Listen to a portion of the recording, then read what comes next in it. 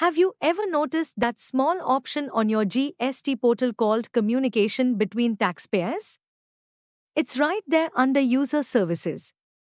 But most businesses completely ignore it. Well, here's the truth: that tiny button can protect your business from disputes, missed invoices, even audit challenges. It's not just a message feature, it's a legal, time-stamped communication channel recognized under Section 169 of the GST Act.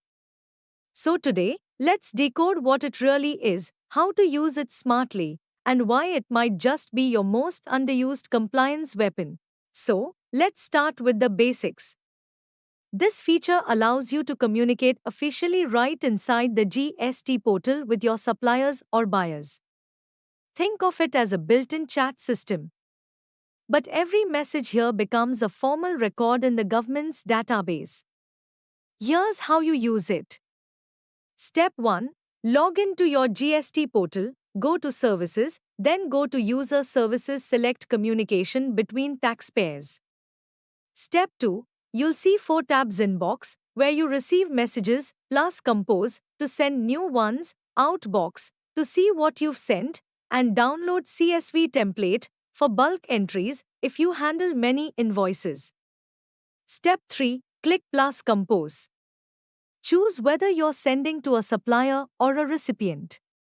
Enter their GSTIN, the portal autofills their trade name. Step 4. Add a short subject line, for example, Reminder, Payment not received for invoice 1025, and then add document details like invoice number, date, and amount. You can choose what action you're taking: payment not received, file missing document, amendment required, and so on. Each message can cover up to 50 invoices, and you can send up to 200 notifications per counterparty per tax period. Once you hit send, the system automatically notifies your counterparty through the portal, email, and SMS. No excuses like "I didn't get your mail." This is official, time-stamped, and verifiable. Now let's talk about strategy. Because this tool isn't just about compliance, it's about smart communication and legal safety. For accounts receivable, teams use it as your first formal reminder for delayed payments. It's not aggressive like a legal notice, but it's formal enough to show diligence. Every reminder you send here becomes a part of your pre-legal audit trail. For accounts payable and GST teams, this is your input tax credit shield.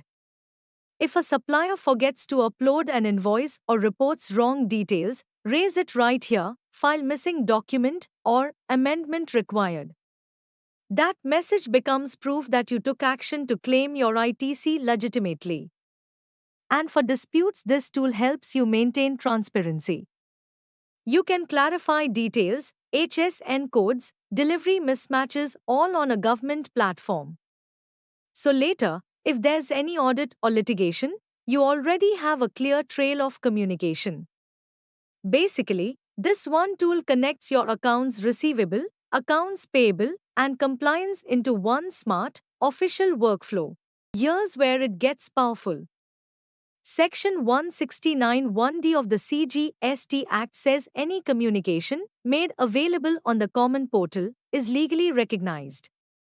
That means your messages here, reminders, clarifications, or notices carry evidentiary weight. Courts across India have already acknowledged that the GST portal is a valid medium of service. So, while these taxpayer-to-taxpayer messages aren't the same as a show cause notice, they do prove your due diligence. Think of it this way: if your buyer ignores your payment reminders sent through the portal, or your supplier ignores your ITC request, you now have a time-stamped, government-backed record to show that you did your part. In any audit, reconciliation, or even a court case, that record can speak louder than 1,000 emails. So communication between taxpayers is not just another compliance feature. It's a bridge between operational clarity and legal protection. Use it smartly. For AR, make it your first step before legal recovery. For AP, make it your system of proof for ITC eligibility. For disputes, use it to document every clarification. Because in today's data-driven tax environment, what's on record wins. So the next time someone says, "Send me an email," you say, "Sure, but let's do it on the GST portal too." Subscribe for more insights. Stay informed and stay compliant.